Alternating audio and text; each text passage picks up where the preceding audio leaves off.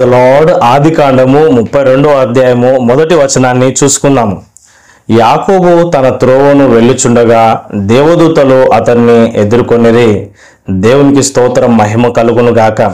యాకోబు ప్రయాణంలో ఉన్నాడు. ఆ ప్రయాణంలో ఒక శుభకరమైన సూచన ఆయన కనబడతా ఉంది. దేవదూతలే ఆయనకు ఎదురుగా వచ్చినారు. దేవునికి స్తోత్రం, మహిమ కలుగును గాక.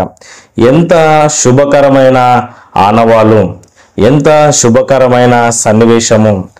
దేవదూతలే ఎదురు రావడము ఎంతో ఆశీర్వాదకరం. మరి భారతదేశంలో మనం నమ్ముతా ఉంటాం, ఇంట్లో నుంచి బయటికి వెళ్ళేటప్పుడు ఆడపిల్ల ఎదురు రావాలి అని కదండి. ఇంట్లో ఉన్న ఆడపిల్లలు, బిడ్డ కానీ భార్య కానీ తల్లి కానీ ఎవరో ఎదురొచ్చినప్పుడు వీళ్ళు ఆ బండి స్టార్ట్ చేసి వెళ్తారు. ఏంటంటే శుభం నాకు జరుగుతుంది అని అలా ఆలోచన చేస్తూ ఉంటారు. ఏది ఏమైనప్పటికీ యాకోబు ప్రయాణం చేసి వెళ్తా ఉన్నాడు. ఎక్కడి నుంచి చేస్తా ఉన్నాడు? మరి మామైన లాబాను దగ్గర నుంచి తండ్రి ఇంటికి వెళ్తా ఉన్నాడు. మామ దగ్గర నుంచి, అత్తగారింటి దగ్గర నుంచి ఏమండి తండ్రి ఇంటికి ఆయన ప్రయాణమై వెళ్తా ఉన్నాడు. మరి మామ దగ్గర 20 years హార్డ్ వర్క్ చేసినాడు, చాలా కష్టపడ్డాడు, ఎన్నో కోల్పోయినాడు. తన జీవితంలో ఎంతో సమయం వృధా అయిపోయింది. మరి 2 భార్యల కోసము 14 సంవత్సరాలు పనిచేసినాడు. తన పిల్లల కోసం 6 సంవత్సరాలు. ఎంత హార్డ్ వర్క్ చేసినా పెద్దగా ఏమీ లాభం లేదు. అయితే దేవుడు అతన్ని దీవించినందుకు బహుధనవంతునిగా మారిపోయినాడు. ఆమేన్, హల్లెలూయా. లాబాను అనేక సార్లు మోసం చేసినాడు.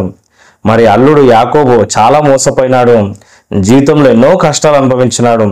సరే, ఇకనన్నా మా తండ్రి ఇంటి దగ్గరికి వెళ్తాను. మరి దేవుడు అతనితో మాట్లాడినాడు, నీ తండ్రి ఇంటికి వెళ్ళు అని. సో ఆ విధంగా నా తండ్రి దగ్గరికి వెళ్తాను, నా దేవుడు ఉండే ప్రదేశానికి వెళ్తాను, నా దేవుని దగ్గరికి వెళ్తాను, ఆ యొక్క వాగ్దాన భూమిలో నేను నివసిస్తాను అని నిర్ణయం తీసుకొని మరి ఎంతకాలం ఈ ఇల్లరికంలో ఉండాలి, మామ దగ్గర ఉండాలి, మా భార్య వాళ్ళ ఇంటి దగ్గర నేను ఉండను అని నిర్ణయం తీసుకొని అక్కడి నుంచి ప్రయాణం చేసి వెళ్తా ఉంటుంటే ఒక శుభకరమైన సూచన ఏంటంటే దేవదూతలే అతనికి ఎదురుగా వస్తా ఉన్నారు. యాకోబు త్రోవను వెళ్ళుచుండగా దేవదూతలు అతన్ని ఎదుర్కొన్నారు. దేవునికి స్తోత్రం, మహిమ కలుగును గాక. అంటే ఏదో శుభం కలగబోతుంది, ఏదో దీవెన కలగబోతుందని యాకోబు అనుకున్నాడు. కానీ కొంత దూరం వెళ్ళిన తర్వాత మరి శత్రువైన మరి లేదంటే యాకోబుకు అన్నయ్యన ఏశావు ఎదురొస్తా ఉన్నాడు.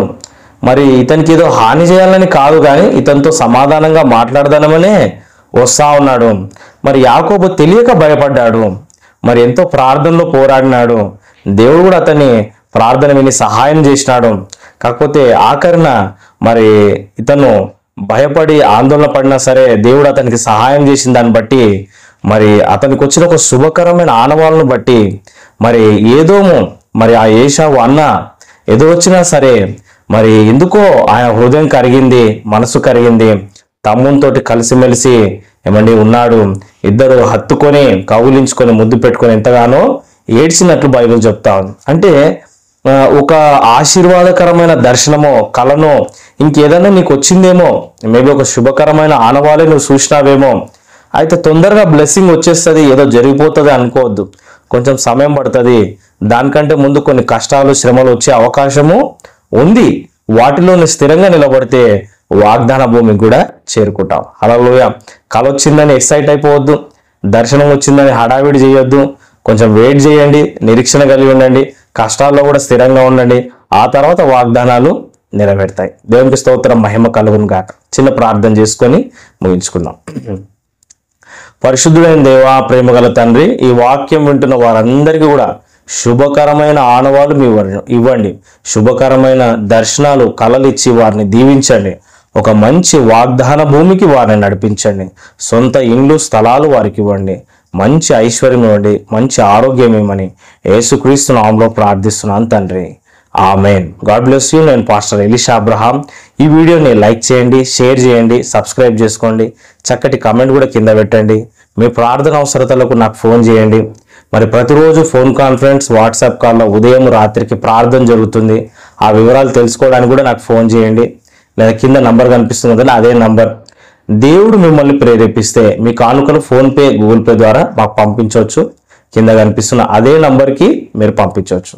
మళ్ళీ రేపు ఉదయం కొత్త వీడియోతో కలుసుకుందాము. అంతవరకు దేవుని మహాకృప మీకు తోడే ఉండును గాక. ఆమేన్.